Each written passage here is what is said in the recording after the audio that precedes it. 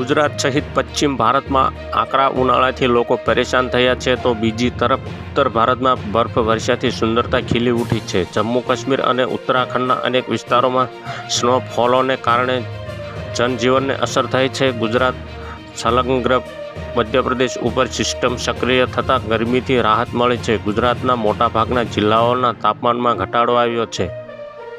અમદાવાદનું મહત્તમ તાપમાન 39.8 ડિગ્રી નોંધાયું છે, તો ગાંધીનગરનું મહત્તમ તાપમાન 38.8 ડિગ્રી નોંધાયું છે. અમરેલીમાં સૌથી વધુ 41.2 ડિગ્રી તાપમાન નોંધાયું છે.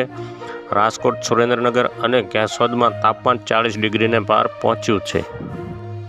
આ વચ્ચે રાજ્યમાં આજે છૂટાછવાયા વરસાદની આગાહી છે. મધ્ય દક્ષિણ ગુજરાતમાં માવઠું પડી શકે છે. પંચમહાલ, દાહોદ, મહીસાગર, છોટા ઉદેપુરમાં વરસાદની આગાહી છે, તો સુરત, તાપીમાં કમોસમી વરસાદ પડી શકે છે. વાતાવરણમાં પલટા વચ્ચે ગરમીથી આંશિક રાહત થઈ છે. રાજ્યના 20 કરતાં વધુ શહેરોમાં તાપમાન 40 ડિગ્રીથી નીચે પહોંચી ગયું છે.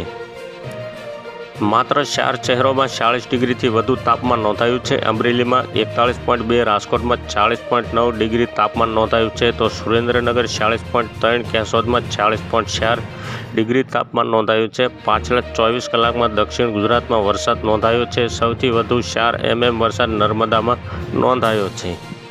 તો હાલ અત્યારે આટલું જ. મળીશું નવા સમાચાર ને નવી અપડેટ સાથે. વિડીયોને એક લાઇક કરી દેજો, ચેનલને સબસ્ક્રાઇબ કરી બાજુમાં આવેલ બેલ આઇકનને દબાવી દો, જેથી તમને આવા જ નવા સમાચારોની અપડેટ મળતી રહે.